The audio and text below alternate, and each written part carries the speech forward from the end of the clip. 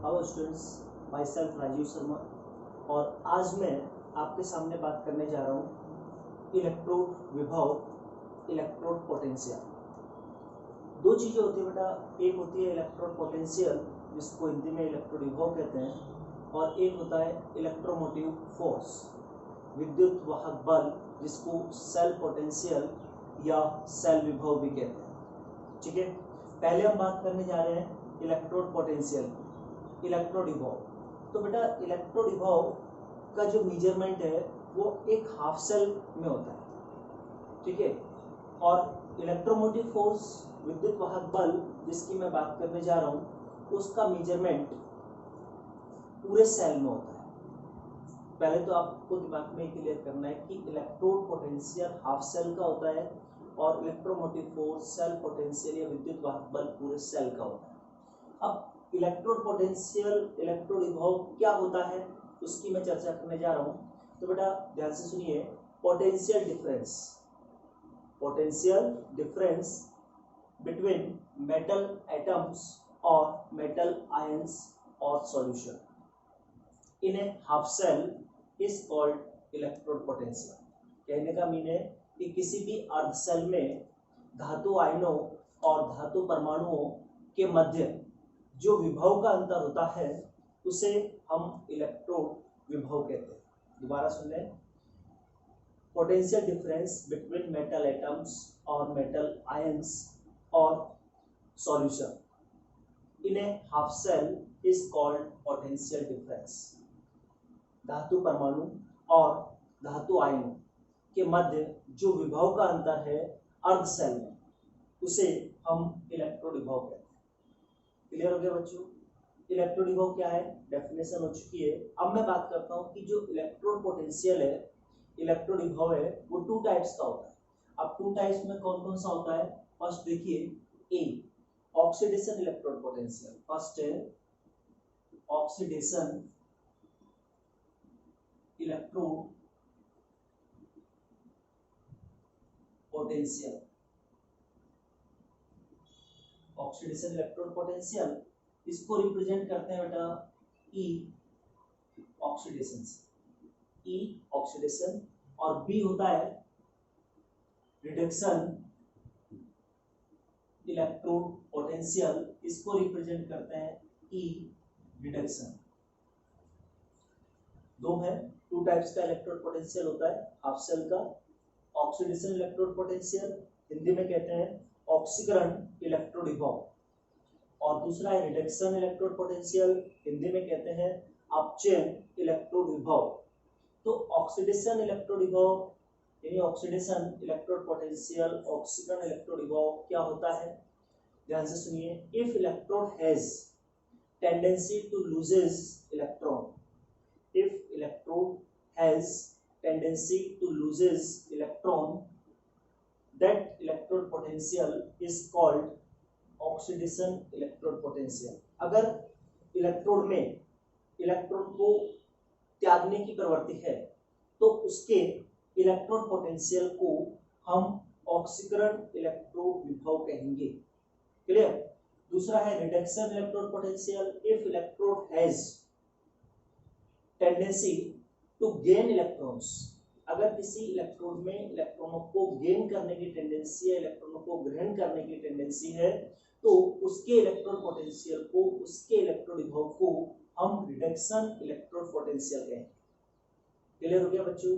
ये two types का होता है electrode potential, oxidation electrode potential और रिडक्शन इलेक्ट्रोड पोटेंशियल। अब आपको मैं एक बात और बता दूं कि जो इलेक्ट्रोड पोटेंशियल है उसका मेजरमेंट अकेले करना इम्पॉसिबल है। अगर आपको किसी भी इलेक्ट्रोड की इलेक्ट्रोड पोटेंशियल, इलेक्ट्रोड विभव का मेजरमेंट करना है, मापन करना है, तो आपको उस इलेक्ट्रोड को किसी ऐसे रेफरेंस इलेक्ट्रोड के साथ यानी किसी ऐसे संदर्भ इलेक्ट्रोड के साथ अटैच करना होगा जिसका इलेक्ट्रोड पोटेंशियल हमें पहले से ज्ञात है। ठीक है, उसके बारे में अभी बाद में चर्चा करूंगा। उससे पहले मैं आगे जो बात करने जा रहा हूँ वो है इलेक्ट्रोमोटिव फोर्स, विद्युत वाहक बल। तो विद्युत वाहक बल क्या होता है उसके बारे में अभी मैं कंटिन्यूअसली चर्चा कर रहा हूँ। देखिए, अब हम बात करने जा रहे हैं विद्युत वाहक बल इलेक्ट्रोमोटिव फोर्स।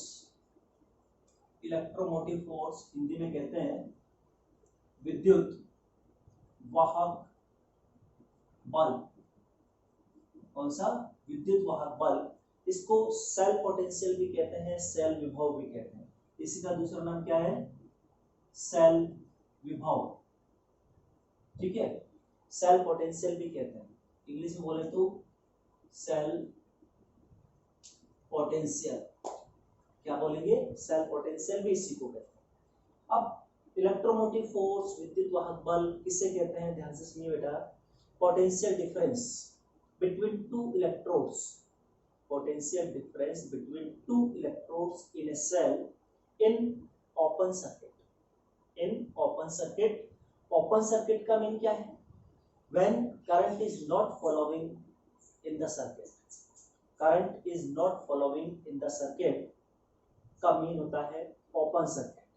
और जब सर्किट ओपन होता है उस वक्त अगर आप इलेक्ट्रोड, दोनों इलेक्ट्रॉनों के बिटवीन पोटेंशियल डिफरेंस का मेजरमेंट करते हैं तो that is called electromotive force. दोबारा सुन ले ध्यान से। Potential difference between two electrodes, potential difference between two electrodes in a cell when current is not following in the circuit, it means in open circuit, that is called electromotive force or cell potential। ठीक है, और इसे represent करते हैं E cell. इससे represent करते हैं ई sales. Clear हो गया? हिंदी में सुन ले। किसी भी सेल में दोनों इलेक्ट्रॉनों के मध्य विभव का अंतर जब सेल में विद्युत धारा का प्रभाव ना हो, यानी परिपथ जब खुला होता है उस समय यदि हम दोनों इलेक्ट्रॉनों के मध्य विभव के अंतर का मापन करते हैं तो उसे विद्युत वाहक बल कहा जाता है। इसे सेल विभव भी कहते हैं और इसे ई सेल के द्वारा रिप्रेजेंट करते हैं। अगर ई सेल का फॉर्मूला लिखें, electromotive force E cell equals to E cathode minus E anode. क्या लिख रहे हैं? E cathode minus E anode. Clear हो गया बच्चों? ये इलेक्ट्रोमोटिव फोर्स के बारे में बात की। ध्यान रखना, इलेक्ट्रोमोटिव फोर्स का मेजरमेंट हम तब करते हैं जब सर्किट में, सेल में करंट का फ्लो नहीं होता है, यानी जब सर्किट ओपन होता है तभी हम इलेक्ट्रोमोटिव फोर्स का मेजरमेंट करते हैं। क्लियर हो गया बच्चों? अब दो चीजें आती है, एक होता है स्टैंडर्ड इलेक्ट्रोड पोटेंशियल और एक होता है स्टैंडर्ड इलेक्ट्रोमोटिव फोर्स। एक है स्टैंडर्ड इलेक्ट्रोड पोटेंशियल और दूसरा है स्टैंडर्ड इलेक्ट्रोमोटिव फोर्स। तो बेटा जो आपने डेफिनेशन पढ़ी है, डेफिनेशन वही है, लेकिन यहाँ पर पर्टिकुलरली स्टैंडर्ड कंडीशन जुड़ जाती है। और कंडीशन क्या है कि जो टेम्परेचर है आपका वो होना चाहिए 298 केल्विन। टेम्परेचर कितना? 298 केल्विन। और आपका जो कंसंट्रेशन है वो 1 m होना चाहिए और जो आपका प्रेशर है वो 1 atm होना चाहिए। ये कंडीशंस जो मैंने आपके सामने बोर्ड पे लिखी वो स्टैंडर्ड कंडीशन है, मानक परिस्थितियां हैं। अगर इलेक्ट्रोड विभव का मेजरमेंट यानी इलेक्ट्रोड पोटेंशियल का मेजरमेंट अगर आप 298 केल्विन, 1 कंसंट्रेशन 1 m और प्रेशर 1 atm की कंडीशन में करते हैं, यानी electrode potential at 298 kelvin temperature and 1 m concentration of solution and pressure is 1 atm, then electrode potential is called standard electrode potential। यानी मानक परिस्थितियों में अर्थात 298 केल्विन ताप, 1 मोलर सांद्रता के विलयन और 1 atm प्रेशर पर यदि हम किसी भी अर्ध सेल के इलेक्ट्रोड विभव का मापन करते हैं तो उसे मानक इलेक्ट्रोड विभव कहा जाता है। क्लियर हो गया? स्टैंडर्ड इलेक्ट्रोड पोटेंशियल क्या होता है? अब आता है standard electromotive force. Standard electromotive force यानी मानक विद्युत वाहक बल। वही कंडीशन है, यानी potential difference between two electrodes in a cell when current is not following in the cell या और in the circuit at 298 Kelvin temperature, 1 m concentration and 1 atm pressure, that electromotive force is called standard electromotive force। यानी मानक परिस्थितियों में अर्थात 298 kelvin ताप, 1 kelvin सांद्रता और 1 एटीएम दाब की परिस्थितियों में यदि किसी भी सेल में दोनों इलेक्ट्रॉनों के मध्य विभव के अंतर का मापन किया जाए तो उसे हम मानक विद्युत वाहक बल कहते हैं। क्या कहते हैं? मानक विद्युत वाहक बल कहा जाता है। तो कंडीशन समझ में आ गई। जब करंट का फॉलोइंग करंट पास नहीं होना चाहिए सर्किट में, सर्किट ओपन होगा तभी आप इलेक्ट्रोमोटिव फोर्स का मेजरमेंट कर सकते हैं। अब जैसे मैंने एक फॉर्मूला लिखा E not cell, E not cell का मीन है कि मानक विद्युत वाहक बल standard electromotive force equal to होता है E not cathode minus E not anode. अगर आपको स्टैंडर्ड इलेक्ट्रोमोटिव फोर्स मानक विद्युत वाहक बल का मेजरमेंट करना है तो ये फॉर्मूला लिखेंगे मानक यानी E not cathode minus E not anode. ये फॉर्मूला है। नॉट लगने का मीन है कि वो स्टैंडर्ड हो गया, मानक हो गया। तो ये मैंने आपके सामने विद्युत वाहक बल की बात की। और दूसरी बात ये सुनिए बेटा कि विद्युत वाहक बल यानी इलेक्ट्रोमोटिव फोर्स का जो मापन है हम पोटेंशियोमीटर से करते हैं, यानी विभव मापी, विभव मापी पोटेंशियोमीटर, हिंदी में इंग्लिश में क्या कहते हैं? पोटेंशियोमीटर से करते हैं विद्युत वाहक बल का मापन। एक चीज और होती है बेटा, वो है पोटेंशियल डिफरेंस, जिसको हिंदी में कहते हैं विभवांतर। तो मैं विभवांतर के बारे में कंटिन्यूअसली अभी आपसे बात करता हूं। देखिए विभवांतर, इसके बारे में बात कर रहे हैं। विभवांतर इंग्लिश में क्या कहेंगे? पोटेंशियल डिफरेंस, पोटेंशियल डिफरेंस कहते हैं।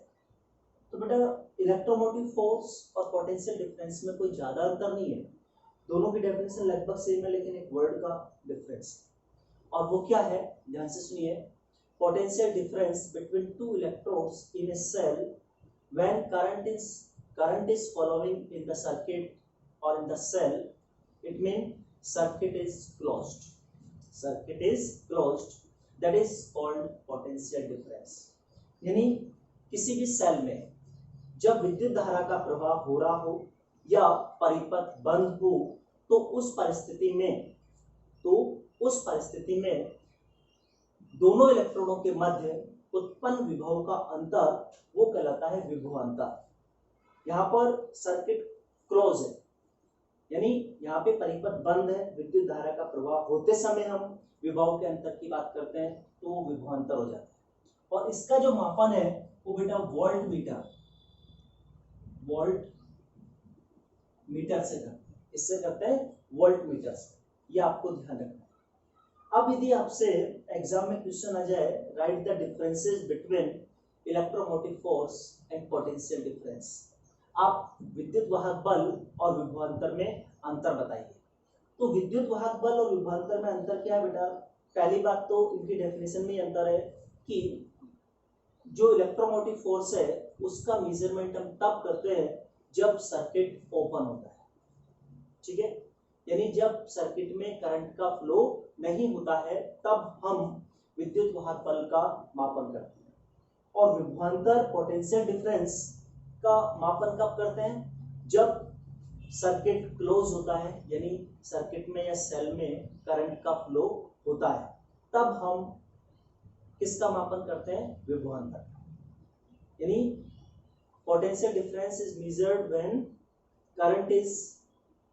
current is flow या current is flowing in the circuit in a cell, it means circuit is closed, that is potential difference, विभवांतर हो गया। और EMF का मेजरमेंट कब करते हैं? जब आपका सर्किट ओपन होता है, यदि करंट फ्लो नहीं होता है, करंट का फ्लो नहीं होगा, तब अपन EMF इलेक्ट्रोमोटिव फोर्स का मेजरमेंट। दूसरी बात ये ध्यान रखना है बेटा आपको, जो आपका इलेक्ट्रोमोटिव फोर्स है, विद्युत वाहक बल है, वो always higher than potential difference, यानी विद्युत वाहक बल का मान हमेशा विभवांतर के मान से ज्यादा होगा और विभवांतर का जो मान है वो विद्युत वाहक बल से हमेशा कम होगा, यानी potential difference is always lesser than electromotive force. Third, जो आपका इलेक्ट्रोमोटिव फोर्स है, विद्युत वाहक बल है, उसका मापन हम पोटेंशियोमीटर से करते हैं। इलेक्ट्रोमोटिव फोर्स का जो मेजरमेंट है पोटेंशियोमीटर से करते हैं, विद्युत वाहक बल का मापन विभव मापी से करते हैं, और जो आपका विभवांतर है उसका मापन हम किसके द्वारा करते हैं, वोल्ट मीटर के द्वारा। अगर कोई क्वेश्चन आ जाता है एग्जाम में तो आप यहां से उसे कर सकते हैं। अब मैं अगला टॉपिक लेने जा रहा हूं, देखिए। तो बच्चों अब मैं बात करने जा रहा हूं measurement of electrode potential, electrode विभव का मापन। तो बेटा आपके दिमाग में ये सेट कर लें कि किसी भी सिंगल इलेक्ट्रोड के इलेक्ट्रोड पोटेंशियल का मेजरमेंट पॉसिबल है ही नहीं। किसी भी सिंगल इलेक्ट्रोड के इलेक्ट्रोड पोटेंशियल का measurement can not be possible, यानी किसी भी एकल इलेक्ट्रोड का इलेक्ट्रोड विभव हम मेजर कर ही नहीं सकते। और अगर आपको सिंगल इलेक्ट्रोड के इलेक्ट्रोड विभव का मेजरमेंट करना है, सिंगल इलेक्ट्रोड के इलेक्ट्रोड पोटेंशियल का मेजरमेंट करना है, यानी एकल इलेक्ट्रोड के इलेक्ट्रोड विभव का मापन करना है, तो आपको उसे रेफरेंस इलेक्ट्रोड के साथ कनेक्ट करना होगा। रेफरेंस इलेक्ट्रोड को संदर्भ इलेक्ट्रोड भी कहते हैं, ठीक है। और संदर्भ इलेक्ट्रोड रेफरेंस इलेक्ट्रोड का मीन मैंने आपको पहले ही बताया था कि ऐसा इलेक्ट्रोड जिसके इलेक्ट्रोड पोटेंशियल हमें पहले से पता है। ऐसा इलेक्ट्रोड होना चाहिए रेफरेंस इलेक्ट्रोड जिसके इलेक्ट्रोड पोटेंशियल की वैल्यू हमें ऑलरेडी ज्ञात है, ऑलरेडी नॉन है, ठीक है ना। तो उसके साथ अगर हम सिंगल इलेक्ट्रोड को कनेक्ट करते हैं तब हम उसके इलेक्ट्रोड पोटेंशियल का कैलकुलेशन कर सकते हैं।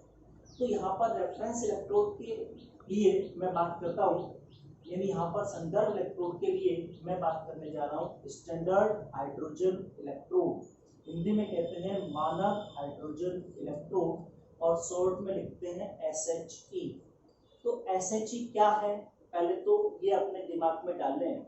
SHE एक रेफरेंस इलेक्ट्रोड है, संदर्भ इलेक्ट्रोड है, जिसका इलेक्ट्रोड पोटेंशियल हमें पहले से पता है, पहले से ज्ञात है, पहले से नोन है, ठीक है।